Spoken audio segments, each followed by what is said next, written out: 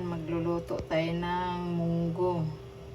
Yan, ang pang ano ko, igigisa ko sa sibuyas, luya, bawang, kamatis, tsaka sili na green. Tapos ang pang-lockdown ng palaya, kinuha ko sa third floor, doon sa aming halamanan. Kasi nagpatubo ako doon ng palaya. Yan, napakinabangan ng dahon. Kasi maliliit ang bunga. Tapos, itong malunggay din, ganun din yan. Isang palwa lang yan. Isang sanga ba? Bisaya papaluwa. Tapos hipon yan. Handang panglahok sa aming ulam na munggo. Igigisa.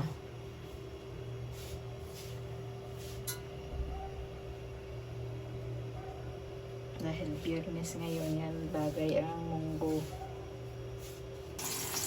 Yan. Ginisa ko na yung sibuyas, bawang, kamatis, saluya. Tapos, yun na, nakulo na yung munggo. Yan, inilaga ko muna yung munggo.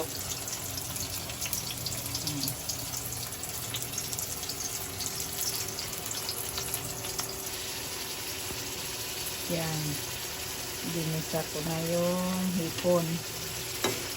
May ano na to, bitsin, paasin, kalintang pinintino. Tapos hiniwa na sili na green, nilagay ko na rin.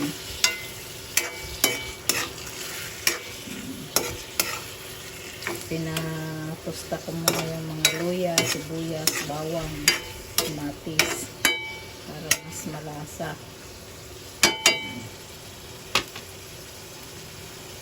Ayan na. Tapos, isusunod ko na yung ilalagay ko na to sa nilagang munggo. Yan. May request si Bunso na chicharong baboy. Ihaluan ko daw. Yan na. Ito na to. Ilalagay ko na to sa nilagang munggo.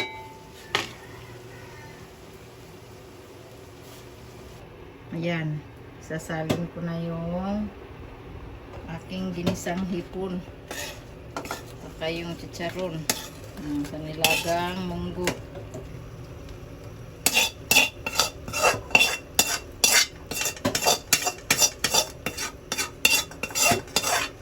Yan, pakukuloyin ko lang to. Yan.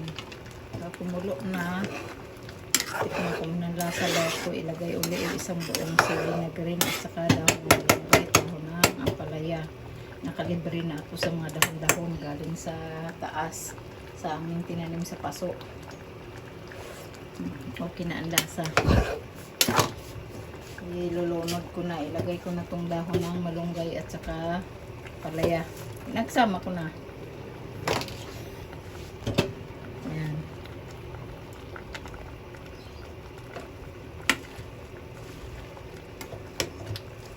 Ayan, luto na to.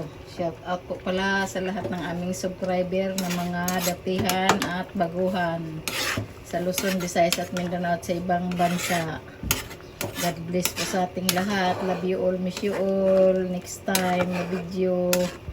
God bless po. Ingat po tayo palagi. Bye. Yan, luto na po ang aking ginisang munggo with dahon ng ampalaya at saka malunggay hipon.